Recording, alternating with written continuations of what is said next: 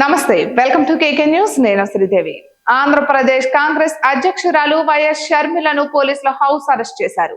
బుధవారం ఉదయం 10:30 గంటల సమయంలో పోలీసులు పెద్ద సంఖ్యలో విజయవాడలోని షర్మిల నివాసానికి చేరుకుని ఆమెను అదుపులోనికి తీసుకుని గృహ నిర్బంధంలో ఉంచారు. ఈ విషయం తెలిసిన వెంటనే కాంగ్రెస్ పార్టీకి చెందిన పలువురు నాయకులు హుటాహుటిన షర్మిల నివాసానికి చేరుకుని పోలీసులతో వాగ్వాదానికి దిగారు. ఆమెను ఎందుకు హౌస్ అరెస్ట్ లో ఉంచారంటూ నిలదీశారు. తనను అకారణంగా హౌస్ అరెస్ట్ చేశారంటూ షర్మిల ఆగ్రహం వ్యక్తం చేశారు.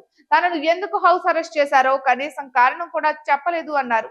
ముఖ్యమంత్రి చంద్రబాబు నాయుడు, ఉప ముఖ్యమంత్రి పవన్ కళ్యాణ్, హోంశాఖ మంత్రి వంగలపూడి అనిత తన ప్రశ్నలకు సమాధానం చెప్పాలని డిమాండ్ చేశారు.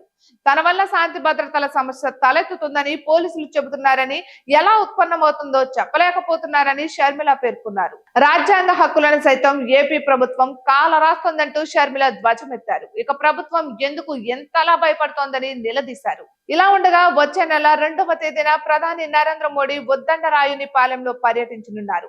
అమరావతి పనుల పునః ప్రారంభానికి ఆయన శంకుస్థాపన చేయనున్నారు. ఈ నేపథ్యంలో ఏపీసీసీ అధ్యక్షురాలు షర్మిల బుధవారం ఉద్దండరాయునిపాలెంలో పర్యటించాలని నిర్ణయించారు. అయితే మోడీ పర్యటన సభ ఏర్పాట్ల నేపథ్యంలో షర్మిలను ఉద్దండరాయునిపాలెంలోనికి ప్రవేశించకుండా నిరోధించేందుకు పోలీసులు ఆమెను విజయవాడలోని ఆమె నివాసంలోనే అడ్డుకుని హౌస్ అరెస్ట్ చేశారు.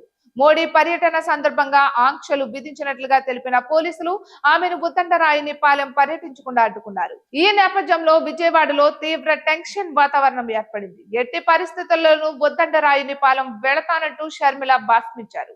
తనను అనుమతించుకుంటే ధర్నాకు దిగుతానని, పచ్చి మంచినీళ్లు కూడా ముట్టకుండా నిరసన దీక్ష చేపడతానని షర్మిల హెచ్చరించారు. ఇటువంటి మరెన్నో వీడియోస్ కోసం చూస్తూనే ఉండండి కేకే న్యూస్ తెలుగు ఛానల్ ని.